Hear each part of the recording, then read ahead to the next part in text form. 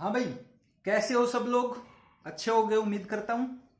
आज के इस वीडियो में हम पढ़ेंगे जो हमारा एबीए का पेपर चल रहा है, फर्स्ट यूनिट का जो पहला पार्ट है उसका सेकंड टॉपिक। पहला टॉपिक हम कर चुके हैं, प्रिंसिपल्स ऑफ बिहेवियरल अप्रोच। आज हम सेकंड टॉपिक पढ़ेंगे। तो अपना सेकंड टॉपिक क्या है? Concept and definition of ABA. Concept and definition of ABA. तो सबसे पहले अगर बात करें एबीए की, तो एबीए किसे कहते हैं? एबीए एबीए कहते हैं applied behaviour analysis. Applied behaviour analysis. Behaviour क्या होता है हमने पिछली वीडियो में देख लिया है। जो पहला टॉपिक था हमने उसमें डिटेल में बिहेवियर को पढ़ा। फिर बता देता हूं, बिहेवियर कोई भी एक्टिविटी जिसको हम ऑब्जर्व कर सकते हैं, मेजर कर सकते हैं, बिहेवियर कहलाता है। एनालिसिस मतलब विश्लेषण करना किसी भी स्थिति का, किसी भी एक्टिविटी का या फिर किसी भी बिहेवियर का विश्लेषण करना, उसके कारणों को, क्यों होता है, कैसे होता है, किन के साथ होता है, किस जगह पे होता है, मतलब ऐसी जानकारी विश्लेषण में आएगी। ठीक है। तो अब है एबीए का कॉन्सेप्ट और डेफिनेशन, यही आज का हमारा टॉपिक है। तो सबसे पहले बात करते हैं एबीए होता क्या है। फुल फॉर्म मैंने बता दी, अप्लाइड बिहेवियर एनालिसिस। ठीक है। इसके अलावा देखिए, एबीए की अगर बात करें तो एबीए क्या है? एक शाखा है, डिसिप्लिन है। ठीक है। तो इसके अगर हम कॉन्सेप्ट की बात करें तो देखिए एबीए क्या है? ये एक डिसिप्लिन है, मेथोडोलॉजी भी इसको हम कह सकते हैं, या फिर एक साइंस, एक प्रकार का जो अप्लाइड बिहेवियर एनालिसिस है, इसको एक प्रकार का हम साइंस भी कह सकते हैं।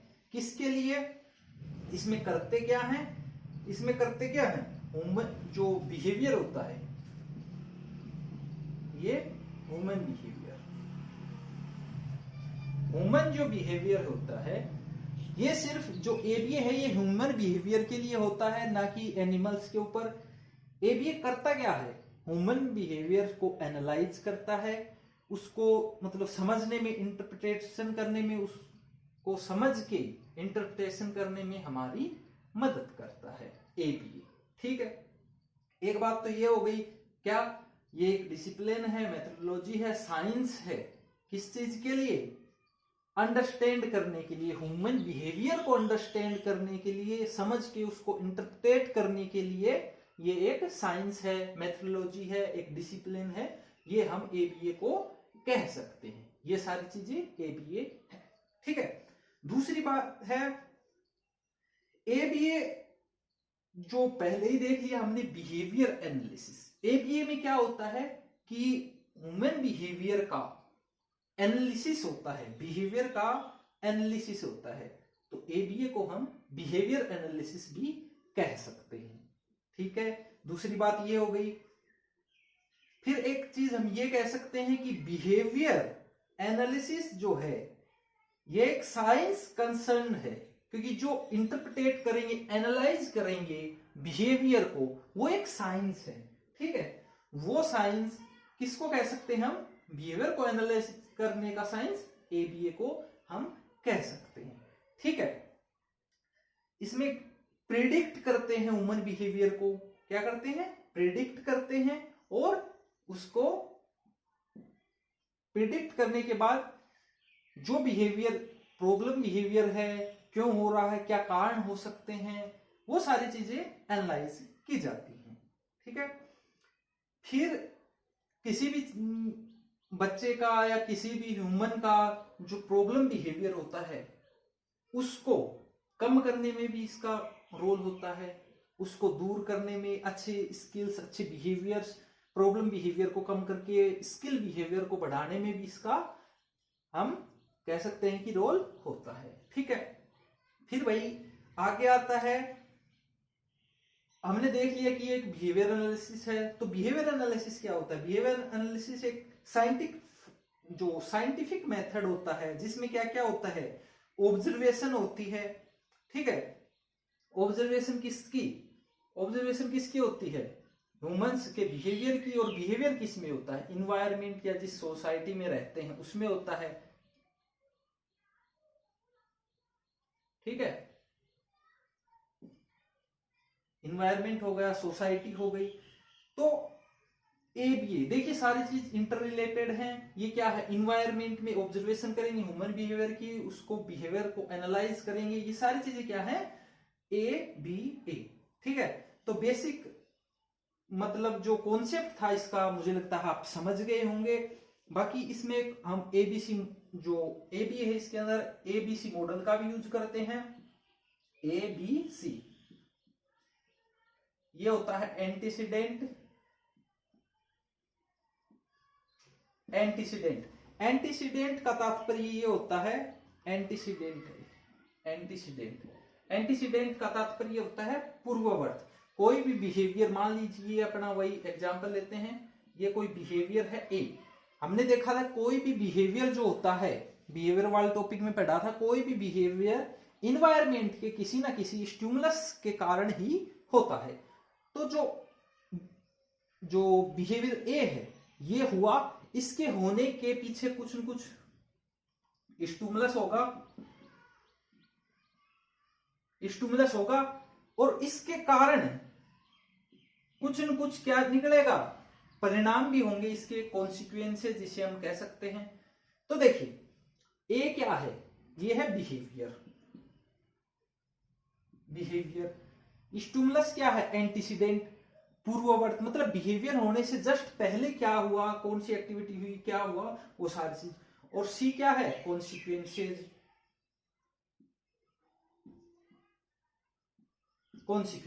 मतलब उसके परिणाम क्या निकले, ये बिहेवियर कर दिया, उसका परिणाम क्या निकला। ये सारी चीजें हम डिटेल में आगे पढ़ेंगे। अभी कॉन्सेप्ट समझ लीजिए, ए बी ए क्या होता है क्या नहीं, ठीक है।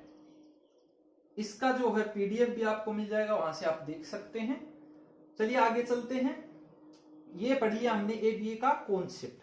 अब पढ़ेंगे इसकी डेफिनेशन, क्योंकि हम टॉपिक वाइज पूरा कवर करेंगे, कोई भी एक भी आपका जो टॉपिक है वो रहेगा नहीं। और दोस्तों आपको ये जो कोर्स है ये पसंद आ रहा है, जब आपने खरीदा है तो इसको एक बार प्ले स्टोर में जाके प्लीज रेट कर दीजिए। आपको जो भी आपका एक्सपीरियंस है वो रेट कर दीजिए। और हमारा यूट्यूब पे भी चैनल है इसी नाम से, स्पेशल नोट्स के नाम से चैनल है, वहां पे भी आपको काफी कुछ फ्री कंटेंट आपको तैयारी करने के लिए मिल जाएगा, आप उसको भी सब्सक्राइब कर सकते हैं। चलिए आगे बढ़ते हैं। अब देखते हैं डेफिनेशन, ठीक है। अब देखेंगे definition of ABA, applied behaviour analysis. देखिए काफी सारी जो डेफिनेशन है वो हमारे पास है, तो यहाँ पे बोर्ड पे लिखना पॉसिबल नहीं हो पाएगा, इसलिए मैं आपको डिक्टेट कर दे रहा हूं और आपको जो पीडीएफ मिलेगी उससे आप कॉपी कर सकते हैं, ठीक है। तो चलिए पहली जो डेफिनेशन है वो देखते हैं।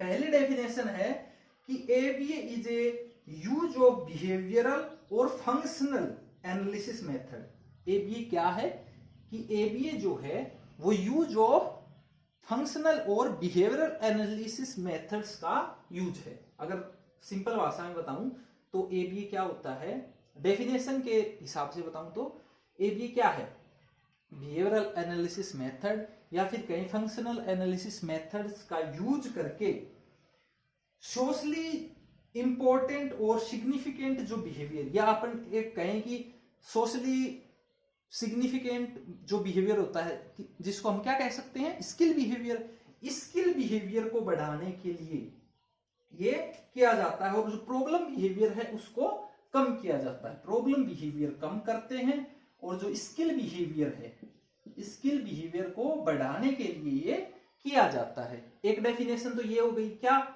ये एक बिहेवियरल एनालिसिस मेथड है जो स्किल या फिर सोशली इंपॉर्टेंट जो बिहेवियर से उनको बढ़ाने में मदद करती है। ठीक है, मीनिंगफुल तरीके से। एक बात और है, मीनिंगफुल तरीके से, मीनिंगफुल, ऐसे नहीं कैसे भी सिखा दिया, मीनिंगफुल तरीके से सिखाना।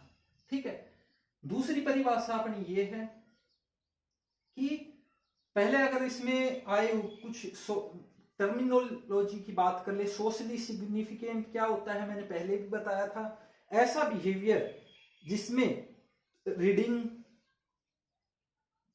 हो गया, रीडिंग, राइटिंग, एकेडमिक और सोशली अडेप्टिव जो बिहेवियर होता है, सोशली अडेप्टिव जो बिहेवियर होता है, ये सारी चीजें मतलब एकेडमिक में आ गई है तो रीडिंग राइटिंग हो गया, उसके अलावा सोशली अडेप्टिव जो बिहेवियर होता है, कम्युनिकेशन हो गया और सोशल स्किल्स वगैरह, मतलब ये सारी चीजें आती हैं सोशली सिग्निफिकेंट, यानी स्किल बिहेवियर वाली हम बात कर सकते हैं। ठीक है, फिर एक आया था कि अडेप्टिव जो स्किल्स हैं वो कौन सी होती हैं। अडेप्टिव में देखिए वो सारी जाती हैं जो हमें एडजस्ट करने में, डेली लाइफ में एडजस्ट करने में मदद करती हैं। ठीक है, जैसे मैं यहाँ बता देता हूं आपको, जैसे मोटर हो गया, पर्सनल स्किल्स हो गया, एडीएल हो गया, इस प्रकार की जो हैं वो आ जाएंगी अडेप्टिव में, सोशली अडेप्टिव बिहेवियर में। फिर एक दूसरी डेफिनेशन देखते हैं अपन, जो एबीए की एक दूसरी डेफिनेशन है वो देखें तो एबीए क्या है। ABA is a use of teaching method या फिर कहीं लर्निंग मेथड्स और टेक्निक्स और या कहीं कि principles of learning methods for encouraging useful behaviour. Useful का मतलब फिर हमारा वही है, स्किल बिहेवियर को बढ़ाने के लिए क्या किया जाता है, टेक्निक्स और प्रिंसिपल्स का यूज किया जाता है। ठीक है, काफी सारे टीचिंग के मेथड्स हैं, प्रिंसिपल्स हैं, उन सब का यूज करके स्किल बिहेवियर या सिग्निफिकेंट जो सोशली सिग्निफिकेंट बिहेवियर है उसको बढ़ाया जाता है। ठीक है, और जो प्रॉब्लम बिहेवियर है उसको कम किया जाता है, प्रॉब्लम बिहेवियर को कम किया जाता है। मेन चीज यही है, एबीए का काम यही है। डेफिनेशन में कह अलग सकते हैं, मतलब कहने में अलग आ सकता है। पहले मैं बताया था कि ये जो बिहेवियरल एनालिसिस या फंक्शनल एनालिसिस मेथड है, इसमें कह रहे हैं कि ये क्या, एबीए क्या है, यूज ऑफ टेक्निक्स और प्रिंसिपल्स ऑफ लर्निंग मेथड्स, जिससे ये स्किल बिहेवियर बढ़ाया जा सकता है और प्रॉब्लम बिहेवियर कम किया जा सकता है। ठीक है, फिर आगे बात करते हैं दोस्तों कि जो एबीए है वो यूज कौन कर सकता है। ये तो कुछ होगी इसकी एक दो डेफिनेशन। अब बात करें कि यूज कौन कर सकता है, हु कैन यूज। एबीए को यूज कौन कर सकता है। ठीक है, ये देखते हैं अभी एक बार। तो एबीए को दोस्तों कौन यूज कर सकता है, कोई भी प्रोफेशनल होता है वो यूज कर सकता है। प्रोफेशनल में कौन आता है, जैसे कोई साइकोलॉजिस्ट हो गया, स्पेशल एजुकेशन टीचर हो गया, कोई भी रिहैब प्रोफेशनल हो गया, कोई भी जो डॉक्टर होते हैं, फिजियोथेरेपिस्ट हो, यानी कि प्रॉपर ट्रेंड जो व्यक्ति होता है, स्पीच थेरेपिस्ट हो गया, फिजियोथेरेपिस्ट, ऑक्यूपेशनल थेरेपिस्ट, इस प्रकार के जो व्यक्ति हैं, यानी हम एक वर्ड में कहें प्रोफेशनल जो होते हैं, वो इसको एबीए को प्रॉपर यूज कर सकते हैं। और एबीए को ग्रुप सेटिंग में भी, ग्रुप में भी यूज कर सकते हैं और इंडिविजुअल सेटिंग में भी यूज कर सकते हैं। और इसको यूज कौन कर सकता है, प्रोफेशनल। ठीक है, प्रोफेशनल व्यक्ति यूज कर सकता है, ग्रुप सेटिंग में भी यूज कर सकते हैं और इंडिविजुअली भी हम इसको यूज कर सकते हैं। अब बात आती है किसके लिए, फॉर हुम, किसके लिए यूज किया जाएगी भी। देखिए सामान्यतः जो डेवलपमेंटल डिसेबिलिटी होती है, डेवलपमेंटल डिसेबिलिटी में कौन कौन सी आती है मैं लिख देता हूं। देखिए ऑटिज्म, आईडी, जिसको पहले मेंटल रिटार्डेशन भी बोला जाता था, सेरेब्रल पाल्सी, और जो एडीएसडी होता है वो भी आता है। ठीक है, एडीएसडी के अलावा फिर इसमें लर्निंग डिसेबिलिटी हो गई इत्यादि जो हैं वो सब आती हैं लर्निंग डिसेबिलिटी में। तो इनके साथ जो बच्चे होते हैं आईडीसीपी, ADSD, LD, autism, developmental disability वाले जो बच्चे होते हैं उनके साथ हम एबीए का यूज कर सकते हैं। ठीक है, ये सारी चीज है। इसके अलावा मेंटल इलनेस भी आता है इसी में, मेंटल इलनेस। ठीक है, ये हो गया किसके साथ यूज कर सकते हैं। एक बात और बता देता हूं कि ये जो एबीए है फर्स्ट टाइम किसने यूज किया था? ये फर्स्ट टाइम यूज किया था लोवास नाम के व्यक्ति ने। इनका नाम है आइवार लोवास। 1987 में इन्होंने सबसे पहले यूज किया था। ये सबसे पहले किसके ऊपर यूज किया था? ऑटिज्म के बच्चे के ऊपर। ये भी बात आपको ध्यान रखनी है। 1987 में यूज किया ऑटिज्म के बच्चे पे। आइवार लोहास ने इसको सबसे पहले यूज किया। ठीक है, सबसे पहले ऑटिज्म के लिए ये मतलब एक ट्रीटमेंट का जरिया बना था। ठीक है, आगे हम बात करते हैं इसके अंदर। इसको मैं थोड़ा इरेज कर देता हूं।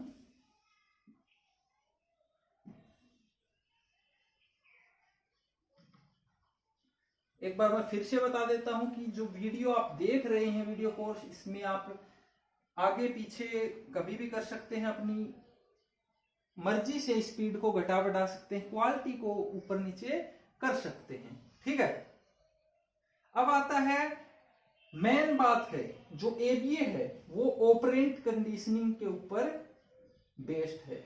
Operant conditioning.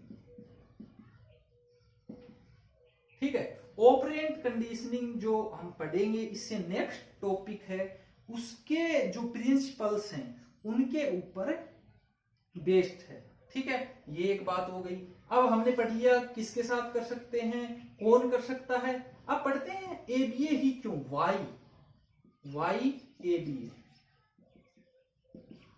एबीए ही क्यों यूज करें। ठीक है, एबीए ही क्यों यूज करें। तो देखिए एबीए के अंदर हम जो मान लीजिए हमें बच्चे को ये सिखाना है। ठीक है, बिल्कुल साधारण एग्जांपल दूंगा।